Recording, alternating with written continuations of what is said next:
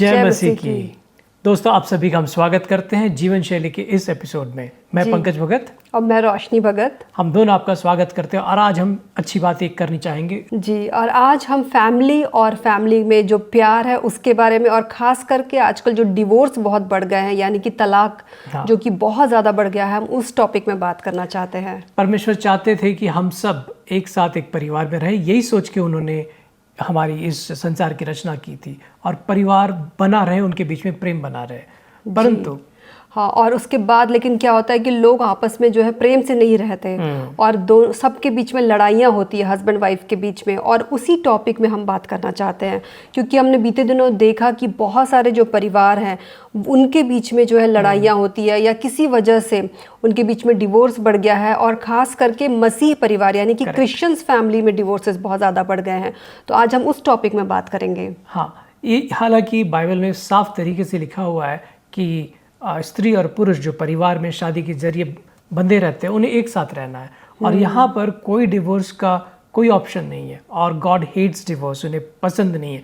फिर भी आज हमारे समाज में हमें ये गंभीर समस्या देखने के लिए मिली है। तो हम आज बाइबल से आपको हम ये बताना चाहेंगे कि कैसे ये जो प्रॉब्लम है, समस्या है डिवोर्स का, वो कैसे हम उसे ख़त्म कर सकते हैं, और ये ना करें तो किस तरह से परिवारों को उजाड़ देता है। जी। और उसके रूट कॉज क्या है कि क्यों ये लड़ाइयाँ होती है या क्यों मतभेद होता है, क्यों डिवोर्सेस इतने ज़्यादा बढ़ गए हैं, जबकि मसीह परिवार में लोग हस्बैंड और वाइफ और उनका पूरा परिवार यीशु मसीह पे विश्वास करने वाला होता है, तो भी उनके बीच में क्यों इतने तलाक होते हैं, और इससे आने वाली जो जनरेशन है उसके ऊपर क्या असर होता है। हम उन सारी बातों के बारे में आज बात करेंगे।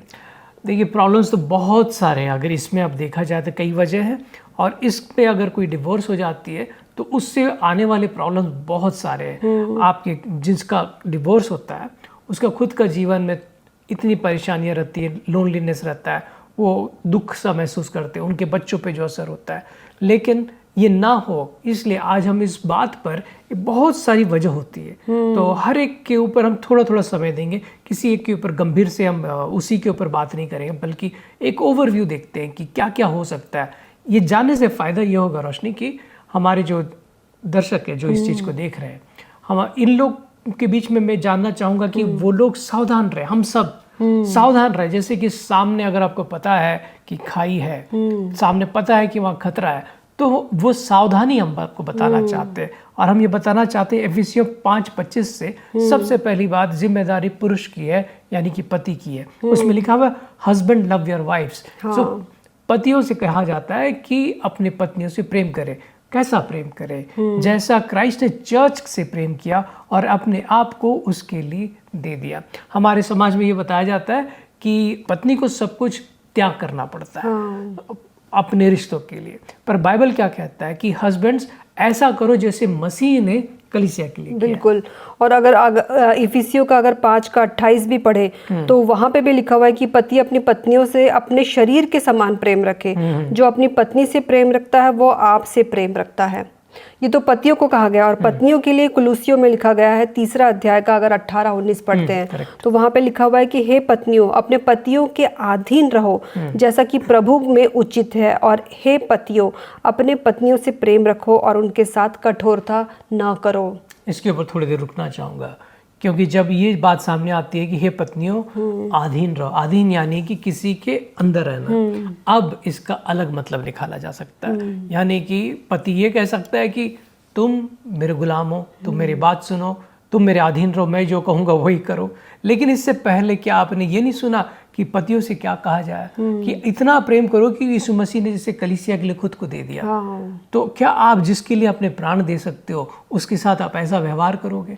और जहाँ पे अगर हम इसी बात पे अगर टिप्पणी करें तो हो सकता है कि जहाँ पे जब पत्नियों को लगता है कि मेरा पति मुझसे इतना प्रेम करता है कि वो जैसे कि यीशु मसीह ने हमसे प्रेम किया और मेरा पति मेरे लिए कुछ भी कर सकता है, तो वो औरत अपने आप अपने पति के अधीन होना चाहेगी। वो अपने पति की बातों को सुनना चाहेगी, उसका रिस्पेक्ट करना चाहेगी। इसमें खास बात क्या है रोशनी, जब आप ये बता रहे हो ना कि प्रेम अगर रहता है ना, तो आपको ये नहीं लगता है कि मैं अधीन हूँ, आपको ये नहीं लगता है कि उसके लिए मैं अपना प्राण दे दिया, आपको खुशी होती है वो चीज़ करने की। तो इसलिए मूल बात ये है कि आपने प्रेम करना एक दूसरे से। बिल्कुल। और ये जो डिवोर्स हो रहे हैं आजकल इतने क्यों बढ़ रहे हैं, लेकिन हाँ, उसके मसीहों के बीच में जो क्रिश्चियंस है उनको तो ये सारी बातें बचपन से हम सुनते हैं कि यीशु मसीह ने हमसे कितना प्रेम किया, हमें भी वैसे ही दूसरों से प्रेम करना है। और हम सब मिलजुल कर प्रेम के साथ रहते हैं, वचन पढ़ने वाले रहते हैं, बाइबल सुनते हैं, बचपन से चर्च जाते हैं जो लोग, वो लोगों के बीच में क्यों ऐसा होता है? उसके बहुत सारे कारण हैं। तो आप उस कारण के बारे में कुछ बात करना बहुत सारे हैं। सबसे पहले देखिए, हम सबकी परवरिश अलग होती है। पति पत्नी जो है एक समाज में रहे या फिर दूसरे देश में रहे, दूसरे शहर में रहे, आपकी आर्थिक स्थिति, आप जिस स्कूल में गए, आपने अपने माता पिता को और अपने परिवार में आपने जो देखा और आपकी जो पत्नी जो देखी है, दोनों अलग हो सकता है। तो अलग होने की वजह से दोनों के विचार अलग हो सकते हैं। और ये चीज़ आप सोचोगे कि जब मेरी शादी होगी, आप यही एक्सपेक्ट करोगे जैसे आपके समाज में था, आपने जो चीज़ देखा है। जैसे कि आपने मान लीजिए कि कभी ये देखा कि पुरानी बातें को कोई याद रखता है, माफ नहीं करता, तो अनफॉरगिवनेस रहता है। एक कारण ये हो सकता है कि आपने वो चीज़ डेवलप नहीं किया कि आप माफ कर दो। कहीं कहीं भी आप ये देखते हो ना कि पुरानी बातें रहेगी याद, भले बोले नहीं बोले, औरतें तो बोल देती है। और औरतों को खास करके जब अगर पति के साथ लड़ाई होती है तो औरतों को बिल्कुल याद रहता है कि मेरे पति ने मुझे ये कहा था और ये नहीं कहा, या मेरे परिवार वालों ने। और ये प्रैक्टिकल चीज़ है, हम किसी के ऊपर ब्लेम नहीं कर रहे, लेकिन हमारे साथ ऐसा होता है। और हम इतना उस चीज़ों में इतना ज़्यादा इन्वॉल्व हो जाते हैं कि हम किसी को क्षमा नहीं कर पाते। जबकि बाइबल में लिखा है कि परमेश्वर हमसे कहता है कि हमें दूसरों को माफ़ करना है जैसे कि हमारे गुनाह क्षमा किए गए। लेकिन ये बोलना बहुत आसान है, लेकिन करना उतना ही मुश्किल है। लेकिन अगर हम प्रार्थना करके प्रभु से सामर्थ्य मांगे तो हमें प्रभु सामर्थ्य देगा कि हम दूसरों को क्षमा कर पाए, अपने पति को, अपने परिवार वालों को क्षमा कर पाए। इसमें एक और बात बताना चाहूँगा कि देखिए, जैसे आप बोल रहे थे ना कि बोलना आसान है, करना मुश्किल है। करना मुश्किल तब है जब आपके अंदर वो ना ईगो रहता है कि मैं क्यों झुकूं, मेरे साथ ऐसा हुआ, मैं तो बड़ा हूँ। आपको परमेश्वर ने क्या सिखाया? परमेश्वर यीशु मसीह ने हमें ये सिखाया कि आपको मिनिस्ट्री में रहना, सेवकाई करनी है। किसकी? अपने साथ जो लोग हैं उनका। तो क्या मसीह जो खुद अपने शिष्यों के पैर धो रहे थे, वहां पर वो अपना ईगो नहीं देखे?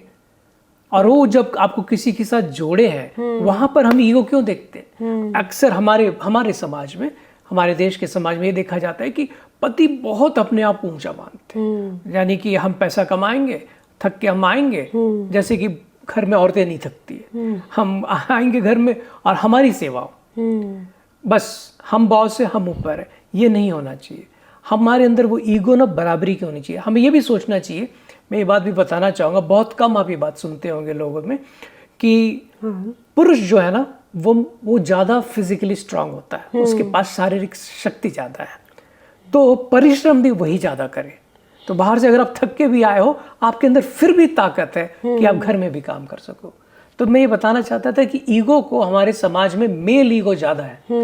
मैं क्यों झुकूं, आप देखते होंगे कि मूवीज में भी ये बात बहुत बढ़कर दिखाया जाता है कि मेल को हमेशा और पुरुषों के साथ मतलब ऐसा रहता है, पुरुषों के साथ ऐसा रहता है कि हस्बैंड के साथ ऐसा रहता है कि औरतों को कुछ भी बोल सकता है। ये चीज हमें कम करना, ये मैं पुरुष की बात बता और हो सकता है कि सामने वाले की गलती हो भी और हम उसे क्षमा ना कर पाए, लेकिन उस टाइम पे हमें प्रार्थना करनी है, प्रभु से मांगना है कि प्रभु हमें इतना सामर्थ्य दीजिए और इस सारी लड़ाइयों को आप शांत कराइए, ताकि हम सामने वाले को अपने, जैसे अगर पत्नी की बात है तो पत्नी अपने पति को क्षमा कर पाए और पति जो वो अपनी पत्नी को क्षमा कर पाए।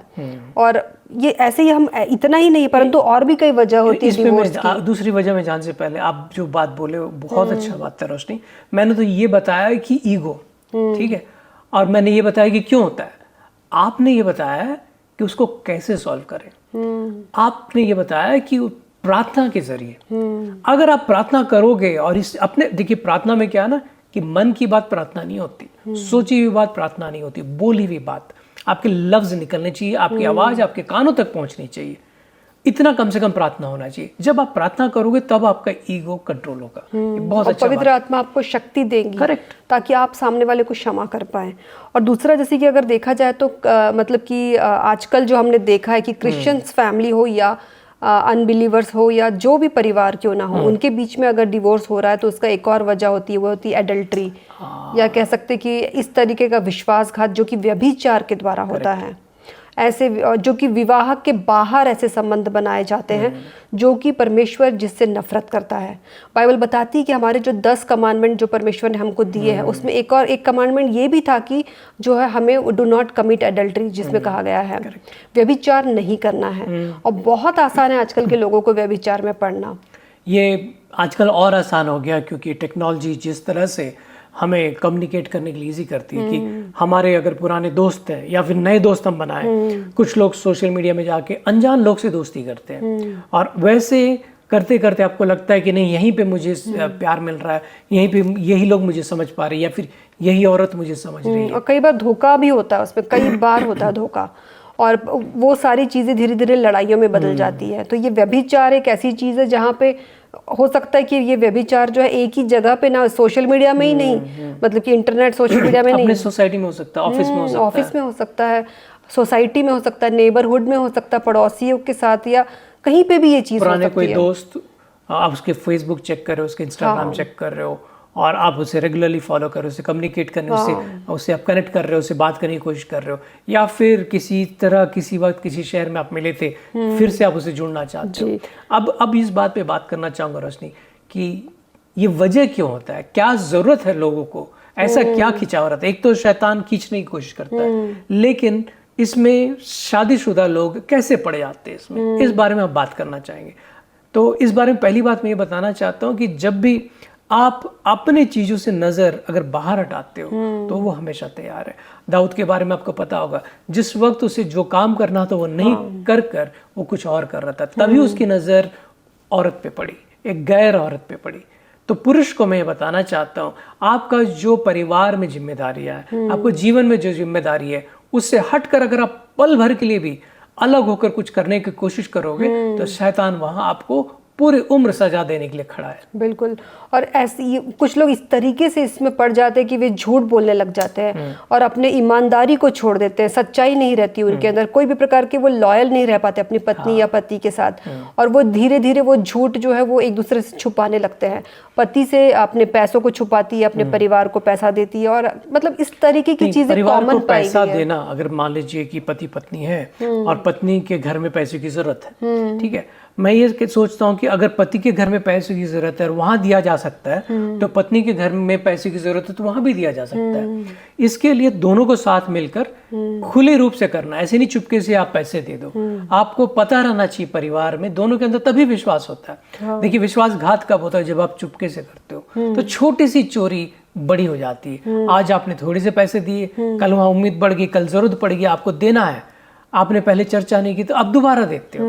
अपने भाई को या परिवार में दोस्तों को, किसी को भी अगर आप पैसा अगर किसी को दे दी, मैं एक ही चीज बता रहा हूँ, ऐसे बहुत सारी चीज होती है, तो दोनों के बीच में एग्रीमेंट बनाना पड़ता है। ये नहीं बनता नहीं है, बनाना पड़ता है, दोनों कम्युनिकेट करना पड़ता है। अगर मुझे पैसा देना है कहीं तो मैं आपसे पूछूंगा, आप मेरी वाइफ हो, मेरी पत्नी हो, मैं आपसे पूछूंगा क्या मैं ये कर सकता हूँ। और साथ ही कई बार ऐसा होता है कि जो पति पत्नी है उनके बीच में इतनी सारी चीजें जो वो लोग आपस में छुपाने लगते हैं किसी से, जैसे कि हमने डिस्कस किया कि ऑनलाइन चैट करने लगते हैं, एक दूसरे को धोखा देने लगते हैं। तो ये सारी चीजें बहुत ज्यादा कॉमन हो गई है। करेक्ट। और इसमें क्या नाम रोशनी में भी, और इवन कई लोग तो पोर्नोग्राफी में पड़ जाते हैं। हाँ। अश्लील पिक्चरों को देखना, अश्लील चीज़ों को मतलब एक्सेस करना, और वो एक रीज़न कहीं ना कहीं धीरे धीरे बढ़कर वो आ जाता है लड़ाई झगड़ों में, और लड़ाई झगड़े, विश्वासघात, ये सारी चीज़ें धीरे धीरे बनकर एक बड़ा रूप धारण करती है। और वो होती है एक उसका सबसे बड़ा जो ये रूट कॉज है जो डिवोर्स का, वो ये सारा है, और धीरे धीरे ये बड़ा होकर तलाक तक पहुंच जाता है। तो पति पत्नी में आपस में कम्युनिकेशन बहुत क्लियर होना चाहिए। उनकी शारीरिक जरूरत, शादी की जरूरतें, समाज की जरूरतें, परिवार की जरूरतें आपस में बात कर लेना चाहिए। अगर आप एक दूसरे को समय नहीं देते हो, ऐसा नहीं है कि काम इतना ज्यादा है कि आप बात नहीं कर सकते, 15-20 मिनट, आधा एक घंटा तो बात कर सकते हो कि आपकी क्या जरूरत है, आपके परिवार की क्या जरूरत है, आपने क्या तकलीफें देखा, आपको ये बात करना होगा। ऐसा नहीं है कि देखिए, कभी आपको लगता है कि नहीं मेरी वाइफ को उतनी पढ़ी लिखी नहीं है, मुझे उसको नहीं समझ में आएगा, या कभी कभी वाइफ को लगता है कि नहीं मैं तो बहुत पढ़ी लिखी हूँ, मेरे पति को नहीं समझ में आएगा, या फिर मेरा डिपार्टमेंट अलग है, उसको नहीं समझ। कई बार ऐसा होता है कि पति जो है उससे पत्नियां कई बार पति से ज्यादा कमाने लगती है, आजकल के जमाने में हमने देखा है। तो तब क्या होता है, पत्नियों के अंदर ईगो आ जाता है, या पति को लगता है कि जब वो ज्यादा कमाता है तो उसे लगता है कि मेरी पत्नी तो कुछ इंफीरियरिटी लगता है, मुझे कम क्यों, मैं कम क्यों। तो ये सारी चीजें भी एक कारण होती है। तो इसमें क्या है ना कि हमें थोड़ा खुले रूप से सोचना चाहिए। अगर घर में पैसा आता है, किसी रूप से भी आए, तो परिवार का भला हुआ। हाँ। ये सोच तब आएगा जब शुरुआत में ही पैसे आपने जोड़ लिया, या फिर आपने शुरुआत में नहीं जोड़ा और अभी भी आप कोशिश करना चाहते हो, तो प्रार्थना, आप पहले बताए थे, प्रार्थना एक ऐसा जरिया है। अगर आप पति पत्नी, आप हाथ दीजिए, अगर आप पति पत्नी हाथ पकड़कर प्रार्थना करोगे, तो आपकी प्रेम की जो दीवारें, प्रेम के बीच में जो दीवारें, वो भी खत्म हो जाएगी। आपको यीशु मसीह में विश्वास करके प्रार्थना करनी पड़ेगी। और जैसे कि आपने ये 3 कॉर्ड के बारे में सुना होगा बाइबल में, जो कि यीशु मसीह हमारा सबसे मेन जो है, हमारा इस तरीके का हमारे बंधन को जोड़ता है। अगर आपके रिश्ते में, पति पत्नी के रिश्ते में, अगर तीसरा ऐसा कॉर्ड यानी कि आप पवित्र आत्मा, प्रभु यीशु मसीह अगर आपके रिश्ते में नहीं है, तो पूरी संभावना है कि ये रिश्ता टूटे और कहीं ना कहीं एक हद तक लेके जाया जा सकता है। लेकिन जब तक यीशु मसीह आपके रिश्तों को नहीं बांध के रखता, आपका रिश्ता जो है वो मजबूती से नहीं रहेगा। और इसके लिए आपको हमेशा यीशु मसीह में बंधे रहना है। We should abide in the word of God, we should abide in the Lord बोलते हैं ना, जैसे हमें परमेश्वर में बने रहना है हमेशा। ये चीज कैसे किया जाए, इसका प्रैक्टिकल टिप अभी मैंने दिया है कि आप एक दूसरे के साथ मिलकर प्रार्थना करें। दिन में कम से कम 2 या 3 बार, सुबह जब सुबह उठते हैं तब साथ में मिलकर प्रार्थना करें, या फिर शाम को जब आप रात को सोने जाते हैं तब साथ में प्रार्थना करें। परिवार आपके साथ बच्चे हैं तो बच्चों के साथ मिलकर प्रार्थना करें।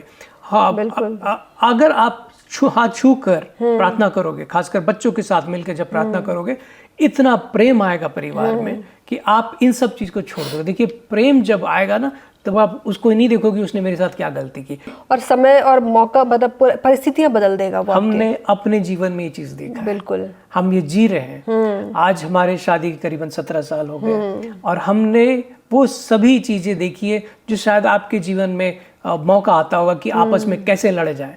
शैतान नहीं छोड़ता है। और अगर आप सिंगल हैं, अभी तक आपकी शादी भी नहीं हुई है, तो भी आप निराश ना होइए। ये सारी बातें आप ध्यान रखिए और ज़रूर आप प्रार्थना कीजिए कि परमेश्वर आपको अच्छा जीवन साथी देगा और आपको अपने जीवन में कैसे आगे बढ़ना है। कई लोग इसलिए शादियां नहीं करते, वो लोग बोलते हैं कि शादियों में तो आजकल डिवोर्सेस हो रहे हैं, खास करके क्रिश्चियंस लोग भी शादियों के बाद उनके भी डिवोर्सेस हो रहे हैं, तो हम शादी क्यों करें। लेकिन ज़रूरी नहीं कि जब किसी और की शादी खराब हुई है तो आपकी शादी भी खराब हो, आपके रिश्ते खराब हो। अगर आप परमेश्वर में बंधे हुए हैं, अगर आप प्रार्थना करके आगे बढ़ेंगे, प्रार्थना करके जीवन साथी के बारे में परमेश्वर से आप उनको मांगेंगे, उनकी योजना के बारे में, तो आपका जीवन सफल होगा ही होगा। आप जो बात बता रहे थे, इसमें हमने आपको एक खास बात बताई है। यदि इस वक्त आपके शादी नहीं हुआ है और आप इस बात से चिंतित है कि समाज आजकल डिवोर्स में ज़्यादा चला गया है और मैं उसमें पढ़ना नहीं चाहती, मैं उसमें पढ़ना नहीं चाहती, इसलिए बेहतर ये कि मैं शादी ना करूं, अगर आप ऐसा सोच रहे हो, तो हम आपको विश्वास दिलाने आए हैं कि अगर आप प्रार्थना कर कर परमेश्वर से कहोगे और प्रार्थना में ये कहोगे कि मुझे अपनी ओर से मेरा जीवन साथी दे, मुझे एक सफल पति या पत्नी बनाने के लिए वो गुण अभी दे, तब आपका शादी सफल रहेगा। आमीन। और लेकिन आप याद रखिए कि अपने शादी की, जब शादी जिनकी हो, जैसे जो पति पत्नी है, उनके बीच में प्रेम रहना बहुत ज़रूरी है, विश्वास रहना है और लड़ाई झगड़ा अब्यूज़ नहीं होना चाहिए। हमने देखा है कि कई बार बहुत ज़्यादा फिजिकल अब्यूज़ होता है, यानी कि शारीरिक रूप से प्रताड़ना होती है। और वो प्रताड़ना जो है, जैसा हमने कहा, लड़ाई झगड़े धीरे धीरे ये एक ऐसा रूप धारण कर लेती है कि फिजिकली हस्बैंड और वाइफ के बीच में लड़ाइयाँ शुरू हो जाती है। और कई बार ऐसा होता है कि वो एक दूसरे को घर छोड़कर वो चले जाते हैं और वो वापस नहीं आ पाते। तो ये फिजिकल अब्यूज से हमको बचना है। और एक और चीज़ है जो कि डिवोर्स का एक और कारण होता है, जो हमने देखा है, वो है एडिक्शंस। एडिक्शंस में जाने से पहले मैं फिजिकल अब्यूज के बारे में बताना चाहता हूँ। फिर से मैं ये सारे पुरुष, सारे पतियों को मैं एक बात बता देना चाहता हूँ, आपके लाइफ का 100%, 100% आपका ये प्रण होना चाहिए कि चाहे बात कितनी भी खराब हो जाए, कितनी भी गंभीर हो जाए, आप अपने फिजिकल पावर का, यानी कि अपनी शारीरिक ताकत का इस्तेमाल नहीं करोगे। थोड़ा सा भी गुस्से में आकर हाथ यूं उठाना, हाथ चला देना, वो तक नहीं होगा। आपके हाथ, जब आप बहस करो, बहस का हो सकता है शादी में, जब आपके बीच में हो रही हो, तो आप उत्तेजित ना हो, अपने हाथ को हमेशा नीचे रखें, क्योंकि कभी हाथ खड़ा ना हो, इस बात का ध्यान दें। पुरुष कभी भी अपने शारीरिक ताकत का इस्तेमाल ना करें। और औरतों से भी मैं कहना चाहूंगी कि अपने औरतों के पास भले ही शारीरिक ताकत पुरुषों से थोड़ी कम होती है थोड़ी बहुत, लेकिन उनके पास जुबान की ताकत बहुत ज्यादा होती है। और औरतें जो है, जब वो शारीरिक रूप से अगर अपनी ताकत को नहीं प्रदर्शित कर पाती, तब वो जुबान से लड़ती है और जुबान से वो दूसरों को बुरा भला कहती है, अपने पति को वो लज्जित करती है। तो यहाँ पे औरतों से भी मैं यही कहना चाहती हूँ कि वे अपनी जुबान को नियंत्रण में करें और अपने पति के अधीन हो जाए और उसकी इज्जत करें। मैं एक मूल मंत्र बता देता हूँ सारे पत्नियों के लिए। पति को केवल इज्जत चाहिए। अगर आप अपने बोल से सिर्फ इज्जत से बात करोगे तो समस्या बढ़ने से ज्यादा वो कम हो जाता है। अगर सिर्फ उसको अधीन का वही मतलब है कि उसको रेस्पेक्ट दे देना, बस उससे ज्यादा वो नहीं मानता। बिल्कुल। और ये तो एक ऐसा कारण था जो कि हमने हर एक घरों में देखा है, लेकिन कुछ घरों में हमने ये भी पाया है कि जैसे मैं कह रही थी कि एडिक्शन पे भी लोग फंसे होते हैं, नशे में होते हैं। कई सारे ये नशे जो है वो खाने पीने को, या तो वो ड्रग्स के होंगे या पीने के होंगे, या तो फिर हो सकता है सोशल मीडिया का एडिक्शन, सोशल मीडिया पोर्नोग्राफी का एडिक्शन होता है। अब ये एडिक्शन क्या होता है ना, नशा हो जाता है, यानी कि आपके शरीर को, आपके सोच को उस चीज का एक वहम सा आदत हो गया है, आदत हो जाती है कि उसको लगता है कि जैसे चाय का नशा, चाय का आदत हो गया तो एक तरह का नशा है, हल्का नशा है, उसके बगैर लोग रह नहीं पाते। जब आप किसी चीज के बगैर रह नहीं पाते और वो जरूरत नहीं है, वो परमेश्वर की ओर से नहीं है, तब उसे हम नशा कहते हैं। और साथ ही जैसे कि ये तो हो गई नशा और एडिक्शन की बात, कुछ कारण ऐसे भी है जो आमतौर पे हमने देखा है, वो है फाइनेंशियल प्रॉब्लम्स, यानी कि आर्थिक समस्या का सामना करना पड़ता है। और उसके बीच जब एक परिवार जो है जिनके बीच में आर्थिक समस्या का सामना कर रहे हैं वो लोग, तो आपस में लड़ाइयाँ, झगड़े और क्या क्या बहुत सारा स्ट्रेस हो जाता है। तो ऐसे सिचुएशन में हम आपको यही कहना चाहेंगे कि पति और पत्नी दोनों को मिलकर कमाना चाहिए। करेक्ट। दोनों को अपने पैरों पे खड़े होना चाहिए। इससे क्या होता है कि आत्मसम्मान बना रहता है और घर में थोड़े पैसे ज्यादा आती है, और दोनों को घर भी संभालना चाहिए। ऐसा नहीं कि पत्नी अगर ऑफिस जा रही है तो घर का भी काम अकेले वो कर रही है। आज के समाज में पतियों को भी घर में भी बराबर, शायद ज्यादा काम करना चाहिए। इससे क्या फायदा होता है, मैं एक और बात बता देता हूँ कि ज्यादातर आर्थिक जिम्मेदारियां पतियों के ऊपर होती है। करेक्ट। फाइनेंशियल नीड, जितने भी पैसे कमाने, ज्यादातर देर होता है। और लाइफ तो अनस्टेबल है। आप इंश्योरेंस करा लोगे, बीमा करा लोगे सब चीज का, लेकिन सबसे ताकतवर चीज है जब आप अपने परिवार में लोगों को सामर्थ्य बनाओगे। आपका, हमारा, ये जो पतियों का मैं बारे में बात कर रहा हूँ, हमारा इस समय के दौर में ये जिम्मेदारी है कि हम जो औरतों को पिछले कुछ सालों में उन्हें दबा के रखा गया था, उन्हें थोड़ा हमसे पीछे रखा गया था, उन्हें पढ़ने का मौका, खेलने का मौका नहीं दिया जा रहा था, लेकिन अब समाज बदल गया है, अब सुविधाएं बदल गई है, अब उन्हें मौका मिल रहा है। तो हमारी कोशिश ये होनी चाहिए कि हम अपने घर की औरतों को और बेहतर मौका दें, उन्हें ऑफिस जाने में, उन्हें काम करने में, उन्हें ड्राइविंग करने में। देखिए, आप जिस तरह से बचपन में पुरुष खेले हैं, बॉल के साथ खेले हो, आप कार चलाए हो, बाइक चलाए हो, साइकिल जितना चलाए हो, जितना आप खेले हो, उतना औरतों को नहीं मिला है खेलने के लिए। तो आपके पास वो जो मोटर कंट्रोल है, वो सब चीज ज्यादा है। आपको बदन हेल्प करना पड़ेगा अपने वाइफ को, अपने परिवार में औरतों को आगे बढ़ाने के लिए। जी। तो हमने देखा कि जिस तरीके से हमने सुना कि पतियों को और पत्नी दोनों को कमाना जरूरी है, तो हमें ये भी सोचना है कि अगर पत्नियां भी जब अपने पैरों पे खड़ी होंगी तो घर का ही बिल्कुल हेल्प होने वाली है। बच्चों के लिए आप फीस पे कर सकते हैं, या परिवार को अच्छे से चला पाएंगे जब दोनों मिलकर, ज्यादा सुविधाएं घर में बिल्कुल, अगर आप दोनों मिलकर कमाते हैं तो। लेकिन ये तो एक हो गया, ये एक ऐसी कह सकते कि ऐसा बात जहाँ पे हम रिश्ते और डिवोर्स के बारे में कह रहे हैं। लेकिन जो ऐसे भी बातें होती परिवार में, अगर देखा जाए तो खास करके जॉइंट फैमिलीज में, जहाँ पे पति पत्नी के साथ उनके परिवार वाले भी होते हैं, रिश्तेदार होते हैं, और पत्नियों के साथ उनके सास ससुर या पति के साथ उनके सास ससुर जो रहेंगे, तो उनकी वजह से भी घर में काफ़ी सारा तनाव बढ़ जाता है। क्योंकि रिश्तेदार हमेशा बीच बीच में, मतलब हो सकता है आपके विचार आपके रिश्तेदारों से ना मिले। वो इसलिए होता है ना क्योंकि आपकी पीढ़ियां अलग है। आपने तो तय कर लिया कि हम दोनों को साथ में रहना है, ठीक है, परंतु आपके पेरेंट्स ने ये तय नहीं किया कि हमें उनके साथ रहना है, वो मेरी बेटी है। जितना सीरियसली आप लेते हो अपनी शादी को, हर पेरेंट उतना सीरियसली अपनी बहू को या दामाद को नहीं लेते। उत्पत्ति 2:24 में ये लिखा हुआ, आप जाके देख लीजिए। हम अपनी तरफ से नहीं बता बिल्कुल, लेकिन इसका मतलब यही नहीं है कि वो अपनी पत्नी से ही मिला रहेगा और माँ बाप के लिए कोई रिस्पॉन्सिबिलिटी नहीं रहेगी। उसके लिए उनके माँ बाप की भी रिस्पॉन्सिबिलिटी रहेगी, लेकिन अपने सबसे पहला पुरुष का ये काम होता है कि वो परमेश्वर को प्रथम स्थान दे, उसके बाद अपनी पत्नी को सेकंड प्लेस दे, उसके बाद आते हैं बच्चे और बच्चों के बाद आते हैं पेरेंट्स या फिर बाकी पूरे रिश्तेदार। तो इस तरह से आप समझिए। और मैं घर के बुजुर्गों को भी ये सलाह दूंगा कि आप जहां तक हो सके आप सिर्फ मार्गदर्शक बनिए।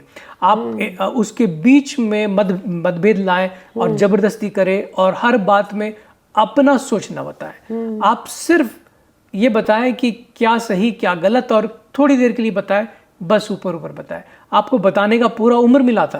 आपका बेटा जब बड़ा हो रहा था आपने सब कुछ सिखा दिया। अगर वो अब भी नहीं सीखा है तो कहीं ना कहीं अब आपको सिखाने का वक्त खत्म हो गया है। आप सिर्फ याद दिला सकते हो, उसमें कैसे करना हो डिटेल में नहीं जाना चाहिए। बिल्कुल। तो परिवार को भी, रिश्तेदार वालों को भी, मतलब पति पत्नी के साथ तो उस तरीके से प्यार से व्यवहार करना है और थोड़ा खाली मार्गदर्शन बन के रहना है, उसमें इन्वॉल्व नहीं होना है हमें। और एक और चीज़ है जो मैं बोलना चाहती हूँ कि कई बार ऐसा होता है कि हमने देखा है कि कई लोगों की यंग एज में शादी हो जाती है, और वो एक कारण होता है जहाँ पे वो जो बहुत यंग होते हैं जिनकी शादियाँ होती है, वो लोग समाज को, परिवार को, फाइनेंसेस को मैनेज करना नहीं जान पाते, और इसीलिए उनके बीच में मिसअंडरस्टैंडिंग होती है और तब होता है उनके बीच में डिवोर्स। क्योंकि यंग एज में ना ख्वाब काफ़ी अच्छे होते हैं और ज़िंदगी से ये उम्मीद होती है कि सब कुछ अच्छा रहेगा, लेकिन जब शादी हो जाती है तो ख्वाब खत्म होता है, आंखें खुल जाती है, आप नींद से उठते हैं और सच्चाई का सामना होता है। तो अगर आपकी शादी कम उम्र में होती है, किसी की शादी कम उम्र में होती है, तो उनमें वो मैच्योरिटी नहीं आता, वो उतने बड़े नहीं होते कि सच्चाई का सामना कर पाए। हर चीज़ वैसा नहीं होता जो शादी से पहले है। अब आपके पास जिम्मेदारियां हैं, अब आप अपने पति या पत्नी के दूसरा पहलू भी देखोगे। अब तक तो एक तरफ ही दिखा आपने, अब आपको पता चलेगा कि दूसरी तरफ क्या है। साथ में रहने की ये बहुत जरूरी है कि आप थोड़े मैच्योर हो। और कई बार ऐसा होता है कि बहुत हाईली एक्सपेक्टेशंस रहते हैं, जो एक्सपेक्टेशन मीट नहीं हो पाते, मिल नहीं पाते, और उसकी वजह से भी बहुत सारी मिसअंडरस्टैंडिंग्स बढ़ जाती है। वो हाई एक्सपेक्टेशंस क्या होता है ना, सोशल मीडिया से भी बहुत इन्फ्लुएंस होते हैं। हम सोशल मीडिया में देखते हैं कि सबके लाइफस्टाइल अलग है। आप ये स्टोरी देखते हो कि उसने इतने पैसे खर्च किए, उसने ऐसे गिफ्ट दिया, वो अब पता नहीं वो सच है या नहीं, हो भी सकता है सच है, लेकिन आपकी सच्चाई कुछ और है। आप अपनी तुलना किसी और से ना करें। तो ये जो इन्फ्लुएंस होता है कहीं और से, वो चीज आपके परिवार में और शादी में ये बात ला सकती है। बिल्कुल। तो हमें इस सारे डिवोर्सेस के बारे में हमने सुना कि क्या इसका रूट कॉज है, लेकिन इसका सॉल्यूशन क्या है। सॉल्यूशन में हमने जाना कि सबसे पहले कि आपस में मिलकर प्रार्थना करनी है, प्रार्थना करना है, यीशु मसीह में रहना है और यीशु मसीह को आमंत्रित करना है हमारे जीवन में। और दूसरी चीज़ जो हम ये कहना चाहते हैं कि अगर आपके बीच में अगर इतनी लड़ाइयाँ बढ़ गई है कि आप किसी से मतलब बोल भी नहीं पा रहे, तो हम आपको सजेशंस देंगे कि अगर आपके बीच में तनाव बढ़ गया है या रिश्तों में ऐसा हो गया है कि दरार हो चुकी है, तो आप अपने चर्च के पास्टर से या लीडर से ज़रूर बात करें, या अपने परिवार के मुखिया से, जो आपके परिवार के जो बुजुर्ग हैं उनसे ज़रूर बात करें। और अगर आप किसी से भी नहीं कर सकते तो कोई काउंसलर से मिलिए, लेकिन ये बहुत ज़्यादा बढ़ने से पहले उसे रोक दीजिए। बात बढ़ने से पहले आप रोक दीजिए। वैसे तो बहुत सारी वजह हो सकती है डिवोर्स की, बाइबल से अलग रहने से हो सकता है, बहुत सारी बातें हो सकती है, और उन सब चीज का हमारे पास समय कम है, इसलिए उन सब चीज का हम एक ही चीज बता सकते हैं कि अगर आप प्रार्थना करें, साथ मिलकर प्रार्थना करें, तो इन सब चीज का एक ही हल है। और भी बातें हमें करनी है इस बारे में, और लेकिन क्योंकि परमेश्वर ने कहा है कि वो परमेश्वर जो है वो विश्वासघातियों से, मतलब यहाँ पे जैसे कि अगर हम पढ़े मलाकी का 2:16 में कहा गया है कि यहोवा इज़राइल का परमेश्वर ये कहता है कि मैं घृणा करता हूँ उससे जो अपनी पत्नी को त्यागता है। तो ये जो आप बोले रोशनी, इस वक्त हम शुरू से जो चीज बोल रहे थे यहाँ पर एक के साथ लिखा गया। आमेन, आमेन, आमेन। आइए हम एक साथ मिलकर प्रार्थना करेंगे। प्यारे पिता, हम धन्यवाद करते हैं कि आपने हम इन लोगों के साथ में, हमारे दर्शक के साथ में हमें जोड़ा। हम प्रार्थना करते हैं प्रभु कि आपकी शक्ति, आपकी वचन की शक्ति हमारे सारे लोगों तक पहुंचे प्रभु। आज हम आपके प्रेम बांटने आए हैं प्रभु। हम प्रार्थना करते हैं कि इन सब लोगों को तो छू, ताकि इनके रिश्तों में प्रेम आए, इनके परिवार में प्रेम रहे प्रभु। जी, और इनकी पूरी जनरेशंस को आप आशीषित कीजिएगा प्रभु, इन्हें सुरक्षित रखिएगा प्रभु। धन्यवाद करते हैं। ये प्रार्थना हम यीशु मसीह के नाम में मांगते हैं। आमेन, आमेन, आमेन। आमेन। हमें उम्मीद है कि आपको हमारे ये कार्यक्रम पसंद आया होगा। बहुत सारी और बातें करनी है, हम अगले एपिसोड में कर लेंगे। हम मिलेंगे अगले एपिसोड में, तब तक के लिए जय जय मसीह मसीह की। की।